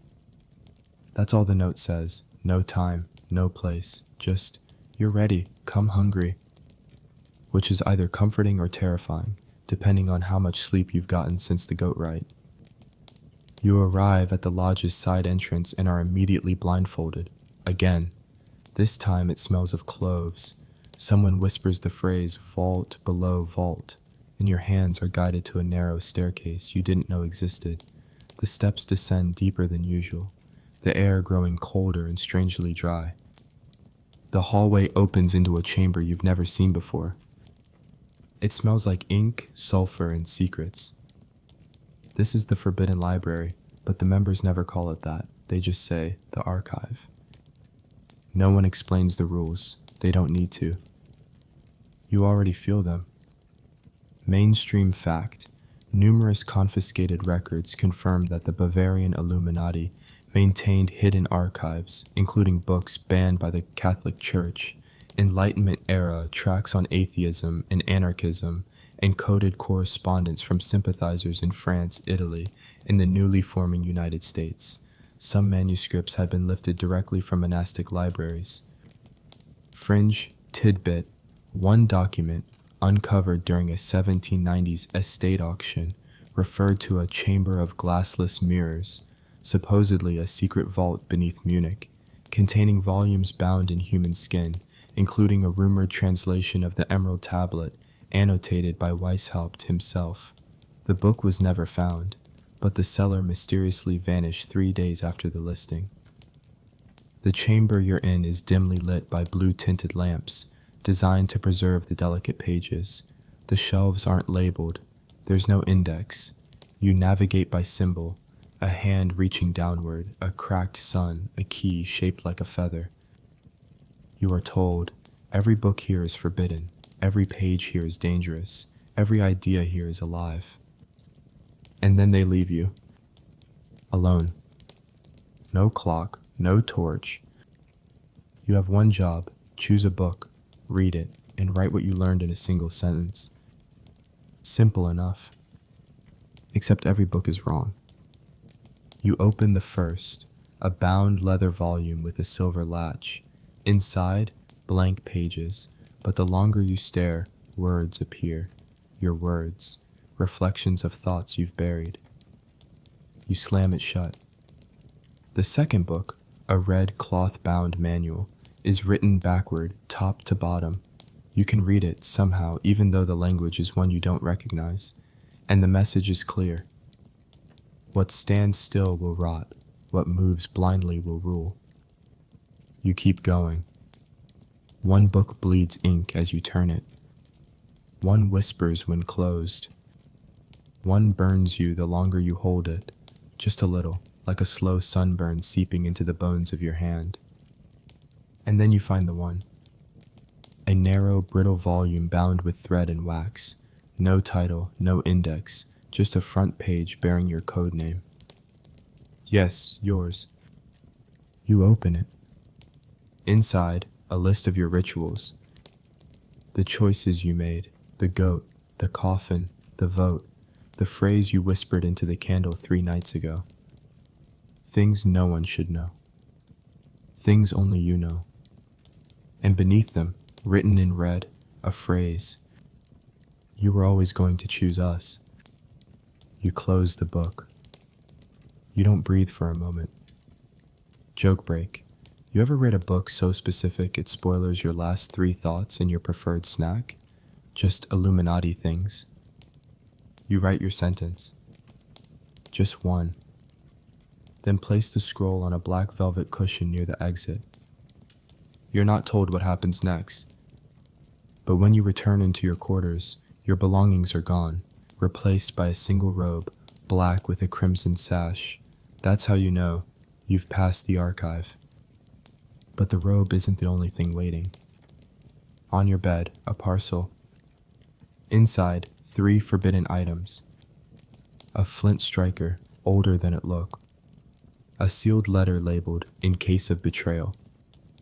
A map, not of land, of people, lodges, names, connections, lines of allegiance, even places in America. Washington, Boston, Charleston. You stare at it for a long time. Mainstream fact. It's well documented that the Illuminati sought to infiltrate other societies. Not just Freemasonry, but networks of journalists, professors, even political groups in France and the American colonies. Letters between known Illuminati members mention the Franklin approach and the Paris Veil. George Washington himself, in a 1798 letter, acknowledged the existence of Illuminati influence in American secret societies, though he downplayed it. What's less documented? How many of those threads led back to one place? The archive. And now you've seen it. You've walked the rows of forbidden books. You've touched ideas too sharp for daylight. You've been given a robe that no longer requires instructions. You're no longer a student. You're a keeper. And now? Now you must decide what not to read next. They never mentioned tunnels in the initiation. But you've heard rumors, a passage beneath the city older than the order itself, dug out by monks or smugglers or something else. Tonight, you stop hearing about them and start walking through one. You're summoned by a note tucked beneath your pillow. No wax seal, just a scrawled symbol, the upside-down key. It reads, "Come alone, follow the black salt." You know what that means now. You dress in silence, your new black robe wrapped tight, the crimson sash knotted at the waist. You step out into the night, no moon, and make your way to a forgotten street corner near the old cathedral wall. There's no door, no stairs, just a loose stone slab behind a broken statue of St. George. You lift it. Beneath, black salt. A trail. It leads you into the dark. This is the tunnel rite. Less a ritual, more a rite of passage, literally. A test of direction, memory, and will. The tunnel curves downward immediately, the ceiling low, the air thick and fungal. You light your flint. A small oil lamp flickers to life. Its flame glows blue for a second, unnatural, before settling to orange. You walk. The salt trail weaves forward, splitting occasionally, sometimes doubling back on itself. At each fork, you see symbols scratched into the stone. An eye, a goat hoof, a weeping sun.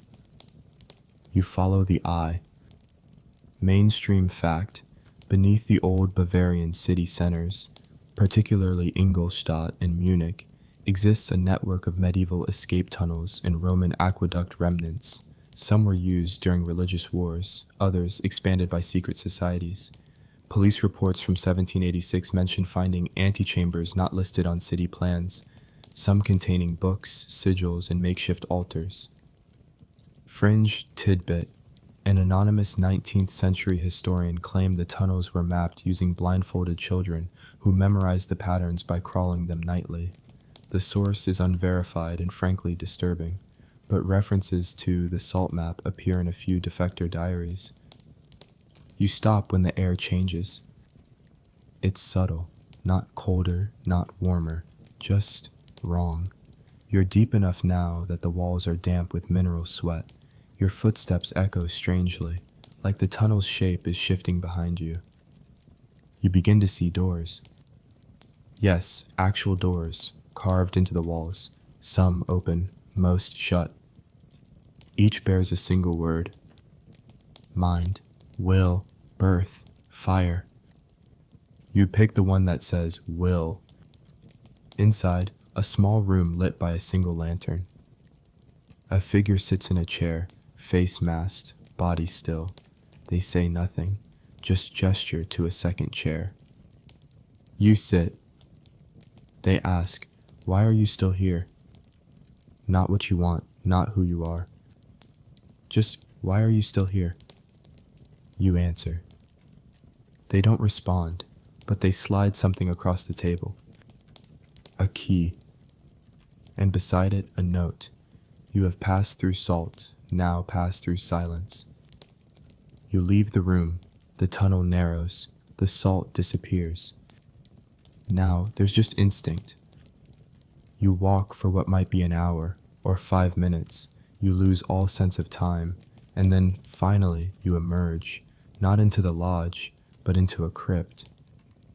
Yes, a real one. Stone coffins line the walls, Latin inscriptions, a small altar bearing bones arranged like a question mark. On the altar, a book. You open it. It's filled with names, not of the dead, but of the living. Members, lodges, cities, roles, it's the directory. And it includes yours. Next to your name, a single check mark, not ink, blood. And the words salt, fire, silence, past.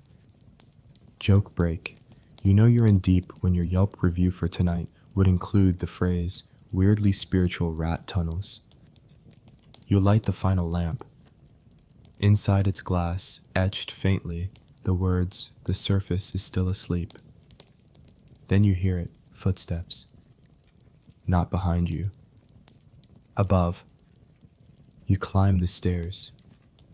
Stone gives way to wood, then a hatch. You lift it, and suddenly, you're in a side room of the lodge, one you've never seen. But someone's waiting. A mentor. Not robed. Just seated at a desk, candle lit. He nods, slides a single sheet of paper towards you. On it, your first assignment. No more masks. No more salt. You're not being initiated anymore. Now you're being used. You are no longer a student.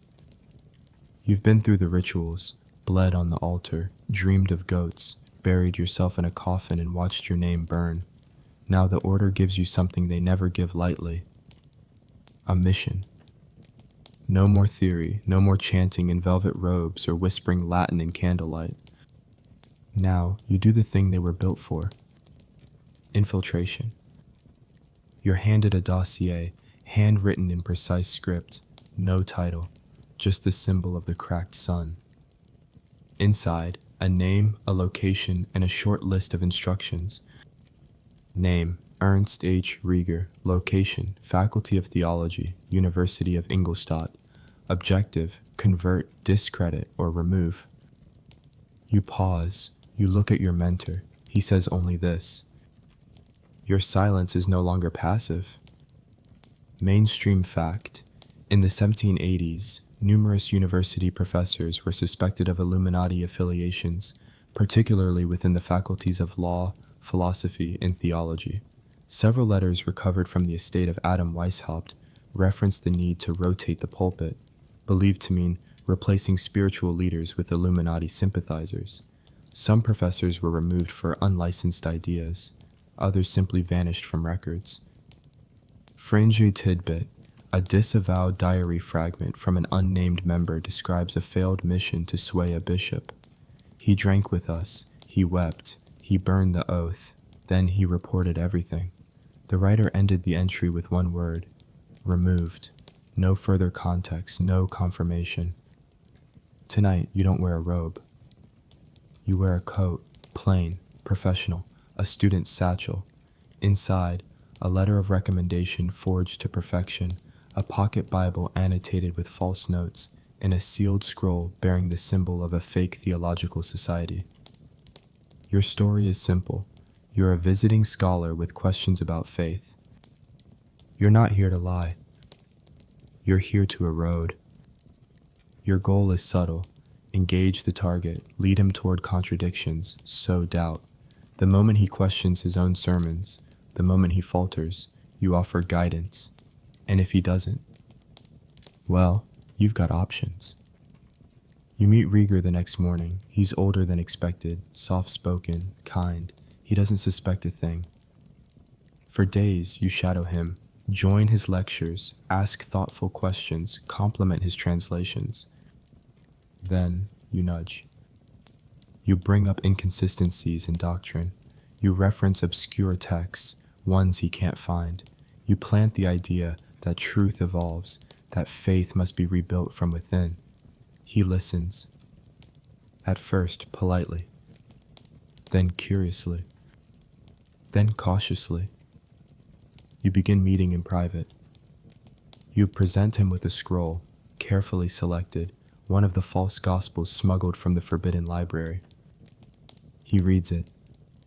The next day, he's late to class. The day after, he cancels lecture. On the third day, he asks you a question. If the scriptures are flawed, then who decides what's sacred? You say nothing. You just slide him a single page from your notebook, a drawing of an eye inside a burning sun. He stares at it for a long time. The next night, someone visits your quarters. Not Rieger. Your mentor. He says only, "We've received your report. He has turned. He'll be watched." You ask, what if he hadn't? The mentor smiles, gently. You wouldn't be asking questions. Joke break. You ever gaslight a theologian into questioning 3 centuries of dogma and still make it home in time for lentil soup? That's what they call enlightenment. In the weeks that follow, you're given more names, not professors now, publishers, poets, army officers, even architects, people with influence, people with pens. Each one is a brick in the world the order is building, quiet, careful, unseen. And every time you succeed, they give you a new map. Not of cities, but of people. Lines between minds, arrows, circles. One day you'll see your name circled too, connected to others you've never met, all part of the web, all keepers of the torch. You start noticing things. Graffiti that matches lodge symbols. Books in public libraries that quote ideas you thought only the order knew. A stranger hands you a coin, brass etched with a cracked sun, and disappears into a crowd. You start to feel everywhere. You begin to understand. The Illuminati never needed armies. They needed doubt. They didn't tear down thrones, they made people laugh at them. They didn't destroy God. They whispered just loud enough to make his followers stammer. And you? You've become a whisper. You are not a student now. You are an infection. You're told the next mission isn't yours. It's his. Napoleon Bonaparte. Yes, that Napoleon. But it's not what you think. You're not going to him. He's already coming to you. It starts with a message, not from the lodge, from Paris, carried by a courier who never gives his name. A folded note, sealed not with wax but with ink, shaped like an open eye inside a crown. Inside, just one sentence. The general wants the files. And now the whole lodge holds its breath. Because this isn't a bishop, or a book dealer, or some university chancellor teetering on apostasy. This is a storm, a man with cannons, with ambition, and more importantly, curiosity. Mainstream fact. In the late 1790s, Napoleon became obsessed with secret societies, particularly those connected to Enlightenment and revolutionary thought. Several historians note that after his campaigns in Italy and Egypt, he began collecting banned texts, occult manuscripts, and treatises tied to the Illuminati. Some speculate he sought their secrets to strengthen his grip on France. Others claim he simply wanted to understand how they worked, so he could destroy or replicate them. Fringe tidbit: one letter in a suppressed French archive references a red trunk delivered to Bonaparte from Bavaria. It allegedly contained ciphered correspondence, ritual scripts, and the original designs of the eye seal. The trunk was never found, but the room it was last seen in burned down within 48 hours of the delivery. Tonight, you enter a sealed chamber. 3 others are already seated. On the table, a box. Small, black, iron, locked with 4 symbols: a goat, a serpent, a crown, and an eye. It holds the documents Napoleon wants. You're told, we don't refuse him, we edit. You're handed a quill and a copy of the original lodge charter. You're to redact, rephrase, mask. Why? Because the true ritual files aren't for emperors. They're for ghosts. You spend hours reshaping truth, turning blood rites into symbolic poems, swapping actual tunnels for metaphors. The meat room becomes a philosophical debate on mortality. The coffin rite becomes a meditation on ego death. Napoleon will get what he wants. Just not all of it. Joke break. You know your workplace is intense when you have to gaslight a future emperor with fake goat statistics. The next morning, the box is sealed and handed to a courier. No label, no instructions, just a nod. You ask your mentor, what if he figures it out? He replies, then he becomes one of us. And that's when it hits you. The order never planned to stay hidden forever. They planned to leak, to drift upward, into crowns, cabinets, constitutions, into marble and marble mouths. You're shown a second dossier, this one much older. It details a plan to infiltrate political assemblies, spread ambiguity through legislative language, and weaponize contradiction. The plan's name? Mirror Doctrine. The idea is simple: never control the people, control what confuses them.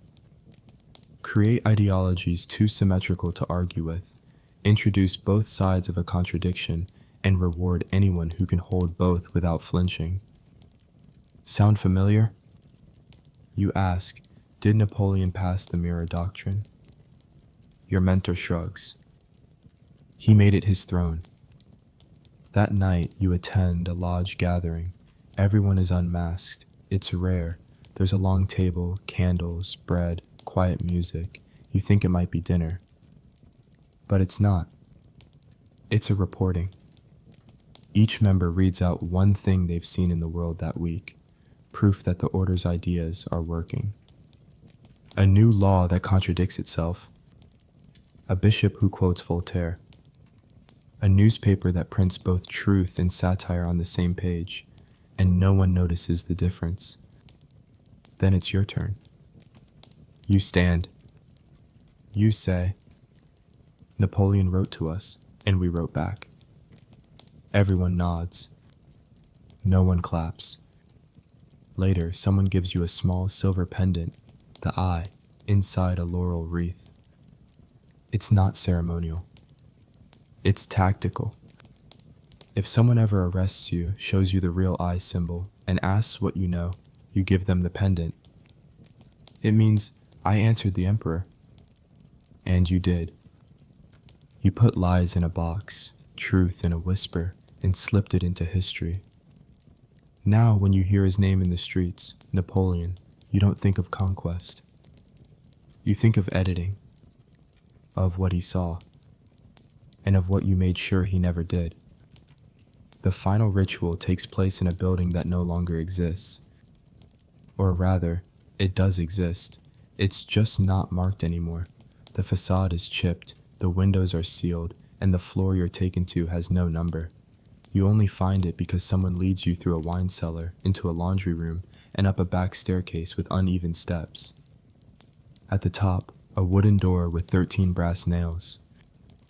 The room inside is small, circular, quiet. And the first thing you notice? There's an American flag on the wall.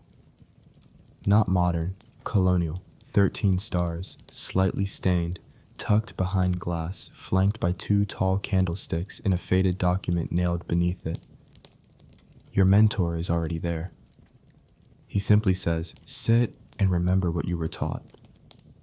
This is the final rite, the transference. It's not for death. It's for dispersal. Because the Illuminati was never meant to stay in Bavaria. It was designed to spread. Mainstream fact: after the suppression of the Bavarian Illuminati in the 1780s, many former members fled or blended into Freemasonry, especially in France, Italy, and early America.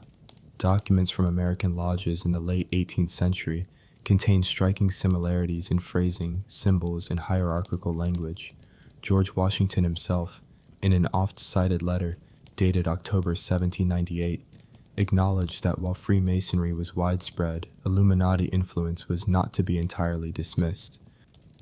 Fringe tidbit: some believe the Illuminati orchestrated their own suppression, not to end but to transform, a kind of planned martyrdom. One 1803 letter found in a New England lodge includes the phrase, "Let Bavaria fall so that the Republic may rise." In this final room, your job is simple. Copy the blueprint. It's not a literal building, it's an ideological vault. You are handed a booklet. It contains no rituals, no blood rites, no psalms written backward. Just principles, masked as metaphors.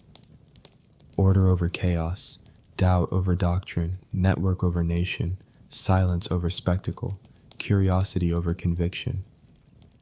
You are told, this is not a religion, this is a rhythm, carry it forward. You read the document slowly. Every sentence folds into the next like a riddle that only makes sense after the third reading.